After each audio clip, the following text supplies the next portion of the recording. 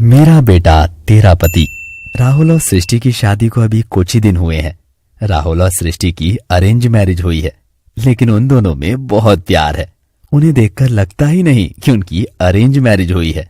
राहुल के पिता का कुछ साल पहले ही स्वर्गवास हो गया था। राहुल की माँ कुसुम जी अपने बेटे से बहुत प्यार करती हैं। इकलौता बेटा जो है।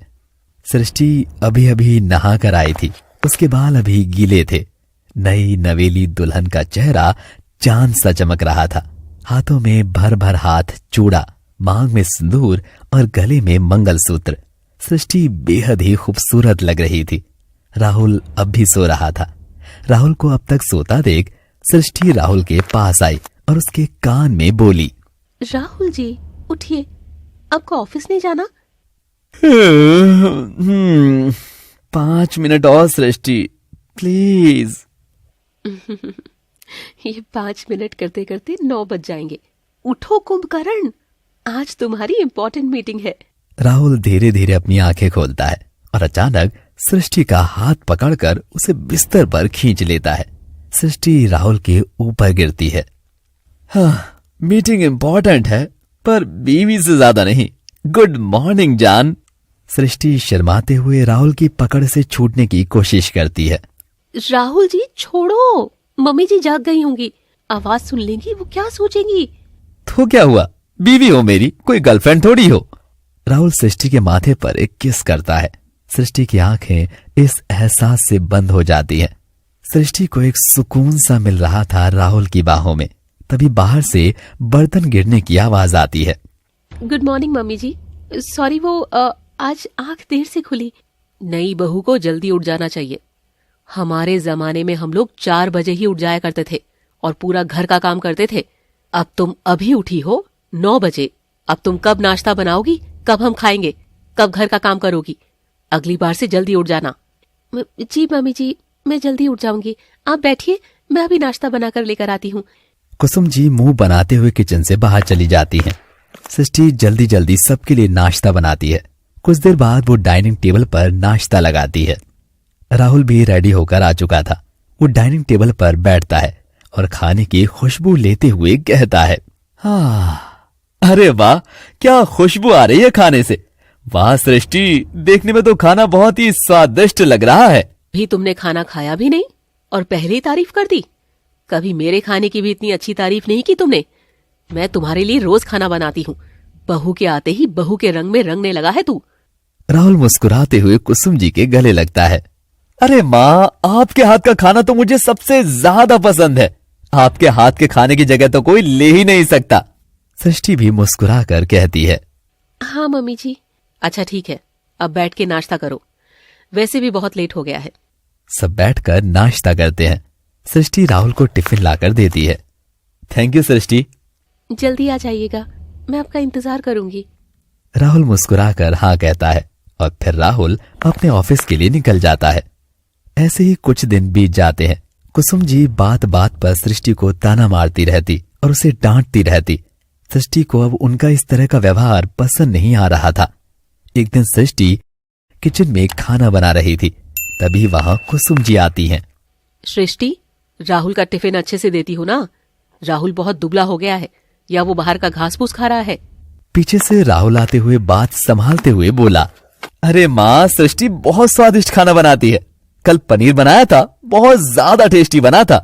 कुसुम जी का चेहरा उतर जाता है। उन्हें जलन होती है। अच्छा, पनीर?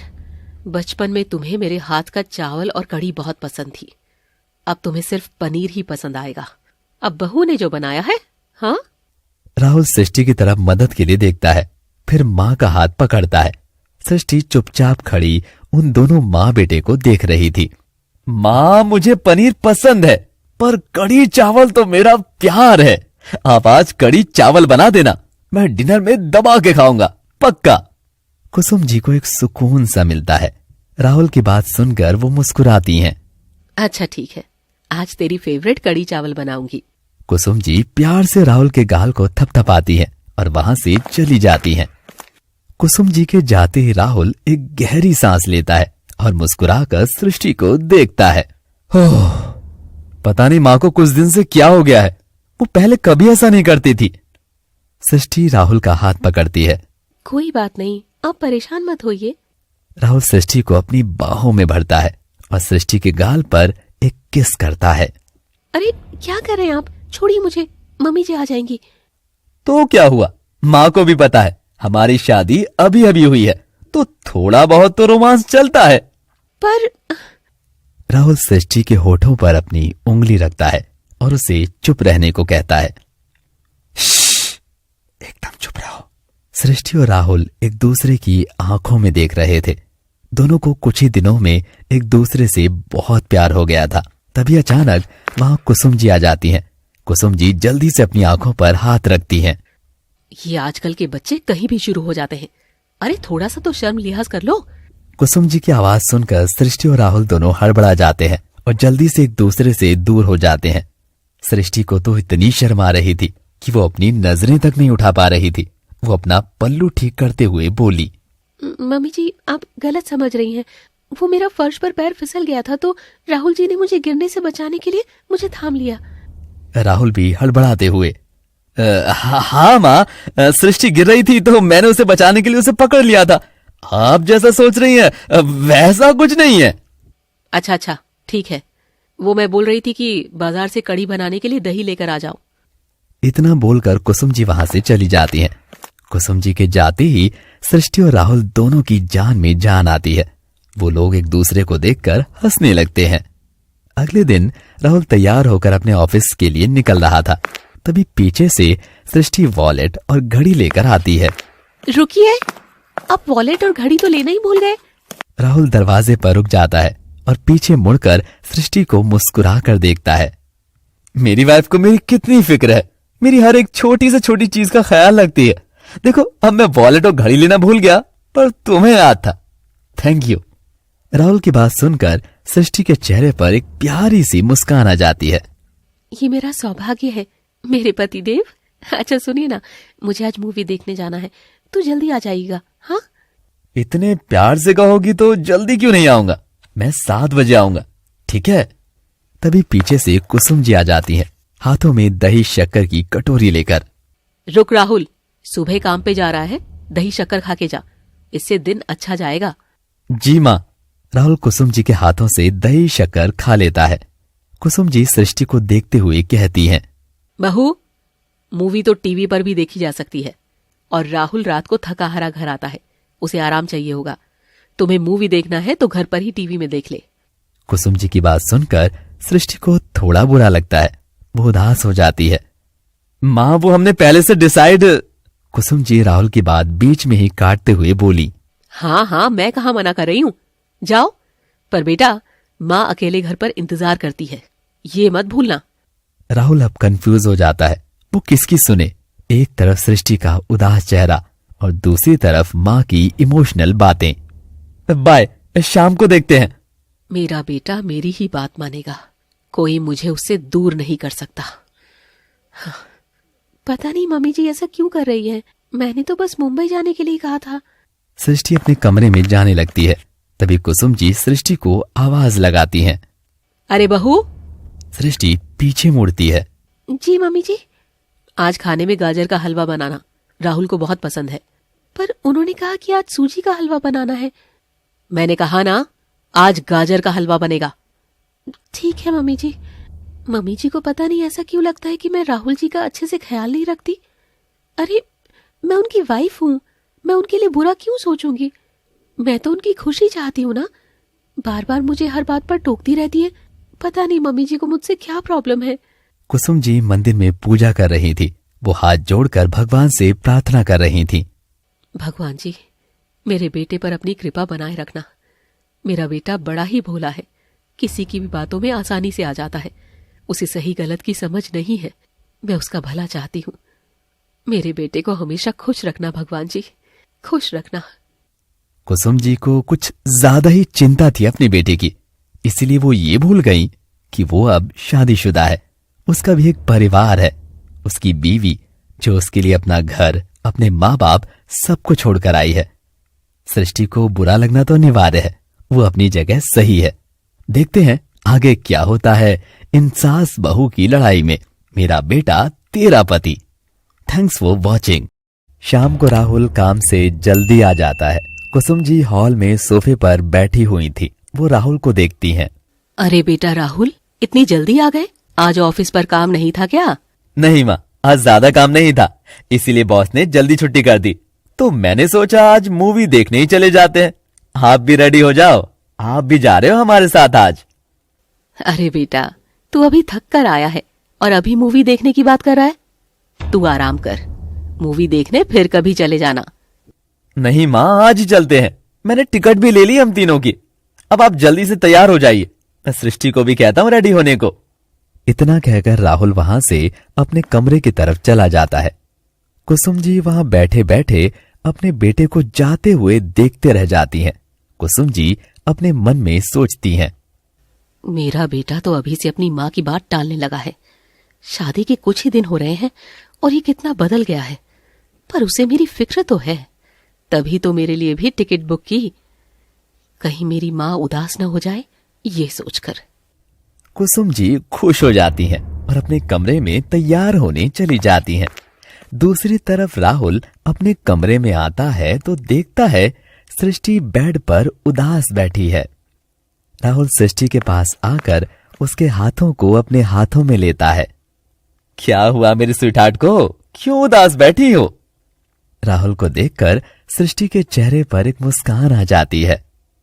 आप कब आए? जब तुम अपने ख्यालों में खोई हुई थी। आप इतनी जल्दी क्यों आए? क्यों, मुझे लेट से आना चाहिए था क्या? नहीं नहीं, मेरा मतलब आप इतनी जल्दी आ गए? हाँ, क्योंकि मेरी वाइफ ने कहा था जल्दी आने को, इसीलिए मैं जल्दी आया हूं। सृष्टि के चेहरे पर एक शर्मीली मुस्कान आ जाती है।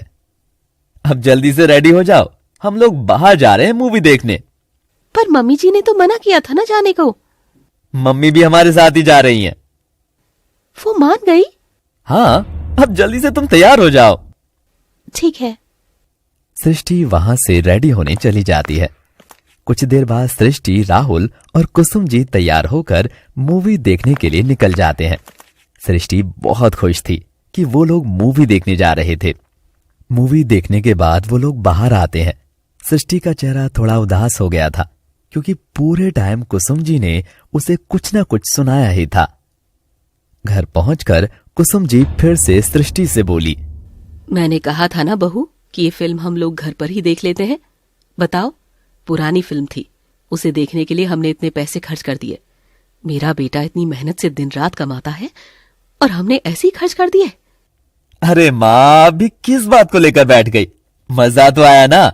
फिल्म देखना तो बस एक बहाना था, हम बाहर भी घूम लिए। सृष्टि उदास चेहरे से कुसुम जी की तरफ देख रही थी। उसे बहुत बुरा लग रहा था कुसुम की बातों से। उनका बात बात पर टोकना उसे अब खटकने लगा था, पर उसे एक राहत भी थी। उसे इतना अच्छा पति मिला है जो उसका ख्याल रखता है। कुछ दिनों बाद सुबह का समय, कुसुम जी बाहर हॉल में बैठी सृष्टि को आवाज लगाती हैं। अरे बहू, बहू! सृष्टि किचन में खाना बना रही थी। कुसुम जी की आवाज सुनकर वो भागते हुए किचन से हॉल में आती है। जी मम्मी जी, आपने बुलाया मुझे? हाँ बहू, राहुल सोकर उठ गया क्या? नहीं मम्मी जी, वो अभी नहीं उठे हैं। क्यों नहीं उठा अभी तक? उसे ऑफिस नहीं जाना क्या? मम्मी, वो रात को लेट से सोए थे हम लोग, इसीलिए उनकी आंख नहीं खुली होगी और मैंने भी नहीं उठाया उन्हें। क्यों क्यों तुम लोग लेट सोए थे? तुम्हें पता है ना उसे आराम की जरूरत रहती है, दिन भर काम करता है। तुम्हें तो उससे कहना चाहिए कि वो सो जाए जल्दी। अब अगर वो टाइम पर ऑफिस नहीं पहुंचेगा तो उसे बॉस डांटेंगे। मैंने कहा था उनसे मम्मी जी, पर हाँ हाँ ठीक है, पर अगली बार से उसे जल्दी सोने को कह देना। ठीक है मम्मी जी। हाँ माँ, मैं तो मम्मी जी से परेशान हो गई हूँ। बात बात पर टोकना, हर चीज मुझे उनसे पूछ कर करनी पड़ती है। पता नहीं वो ऐसी क्यों है।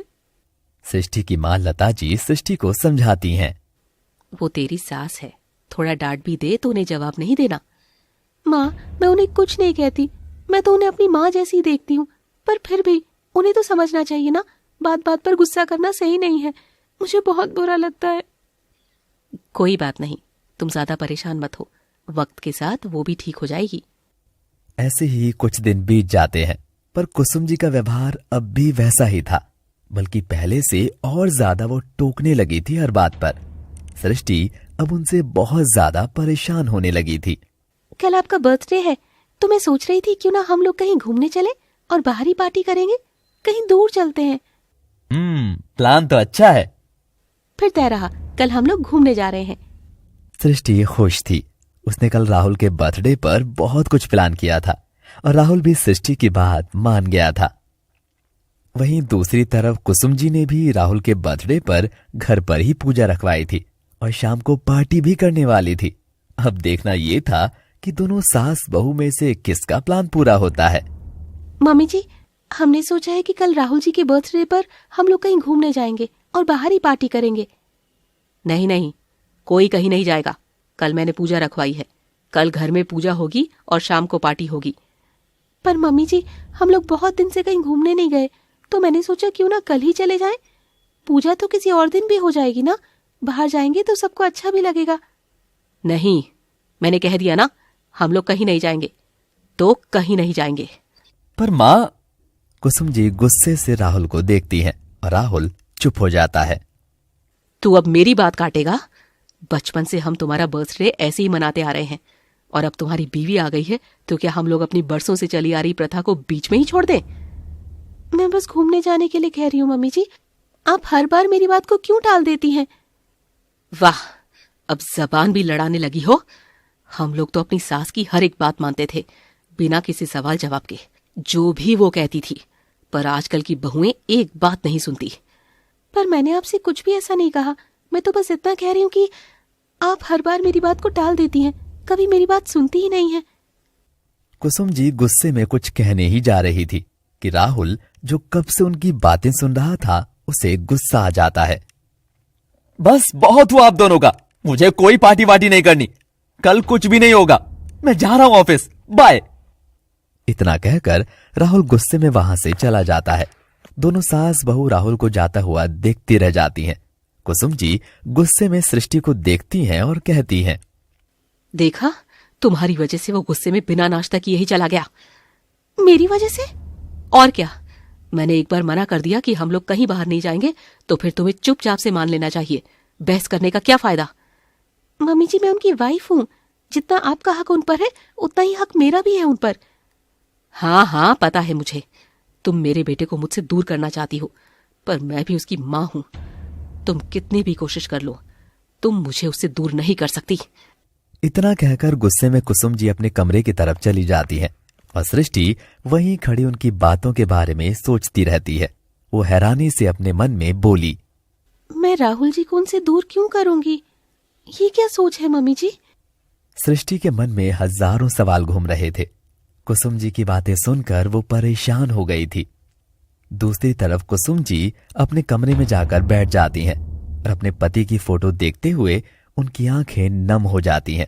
वो अपने मन में बोलती हैं, देखिए ना, आपका बेटा आज मुझसे नाराज हो गया है। मैंने कुछ ज्यादा ही बोल दिया है शायद, लगता है। पर मैं क्या करूं, मैं उसे खोना नहीं चाहती। मैंने बहुत से लोगों से सुना है कि उनकी बहू आते ही उनका बेटा पूरा बदल गया है। वो हर बात अपनी बीवी से पूछ कर करते हैं और अपने माँ को तो पूछता तक नहीं है कि वो कैसी है। अपनी माँ से दूर दूर रहते हैं। मैं उससे दूर नहीं रह सकती। आखिर मेरा इस दुनिया में है ही कौन? बस एक वही तो है। आप भी तो मुझे छोड़कर चले गए हैं।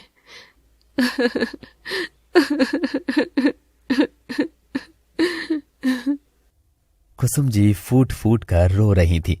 वो करती भी तो क्या, अपने बेटे के अपने से दूर जाने का डर उनके मन में इस कदर बैठ गया था कि उन्हें जो सही लग रहा था वो वही कर रही थी। वो अंदर से बहुत ही अकेली है, टूटी हुई है।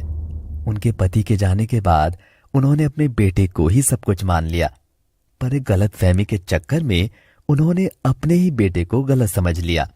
शायद वो भूल गई थी कि हर बेटा एक जैसा नहीं होता। शायद वो ये भूल गई थी कि उनका बेटा उनसे कितना प्यार करता है। कमरे के गेट पर खड़ी सृष्टि उनकी सारी बातें सुन चुकी थी। उसकी आंखें भी अब नम थी। वो उन्हें कितना गलत समझ रही थी, उसे आज पता चला। एक माँ की ममता, एक माँ का दुख और एक माँ की मोहब्बत। आगे क्या होगा जानने के लिए सुनते रहिए मेरा बेटा तेरा पति। Thanks for watching. Rahul office में परेशान बैठा था। उसका आज काम पर भी मन नहीं लग रहा था। उसके दिमाग में कुसुम जी और सृष्टि की ही बातें घूम रही थी। वो भी अब परेशान हो गया था उनके रोज रोज के झगड़ों से। राहुल को भी कभी कभी समझ नहीं आता था कि वो किसकी बात सुने। दोनों ही उसके लिए बहुत इंपॉर्टेंट है। उन दोनों में से वो किसी एक को भी नाराज नहीं करना चाहता था। मुझे तो समझ ही नहीं आ रहा, ये लोग रोज रोज किसी ना किसी बात पर झगड़ना शुरू कर देते हैं। भले ही सृष्टि माँ से कुछ नहीं कहती, पर उसका उदास चेहरा देखकर मुझे भी अच्छा नहीं लगता। माँ कुछ ज्यादा ही सृष्टि को डांट दिया करती है। उन्हें तो समझना चाहिए, उसकी अभी नई नई शादी हुई है। उन्हें उस पर ऐसे गुस्सा नहीं करना चाहिए। मैं आज घर जाकर माँ से बात करूंगा। ऐसे ही राहुल के दिमाग में हजारों सवाल और हजारों जवाब घूम रहे थे। ज्यादा टेंशन लेने की वजह से उसकी तबीयत भी बिगड़ने लगी थी। दूसरी तरफ सृष्टि कुसुम जी की बात सुनकर ये समझ गई थी कि उनका बात बात पर उसे टोकना बस इसीलिए था कि वो अपने बेटे को खोने से डरती हैं। वो नहीं चाहती कि वो अपने बेटे से दूर हो जाए। सृष्टि कुसुम जी के पास जाती है और पैरों के बल बैठ जाती है। सृष्टि को अपने पैरों के पास बैठा देखकर कुसुम जी अपनी आंखों से आंसू पोंछती हैं। सृष्टि अपनी आंसू भरी आंखों से उन्हें देखते हुए कहती है, मुझे माफ कर दीजिएगा मम्मी जी, मैंने आपको गलत समझा। मुझे नहीं पता था कि आप एक गलतफहमी के चक्कर में हमें गलत समझ रही हैं। अरे मैं क्यों चाहूंगी कि आपका बेटा आपसे दूर हो।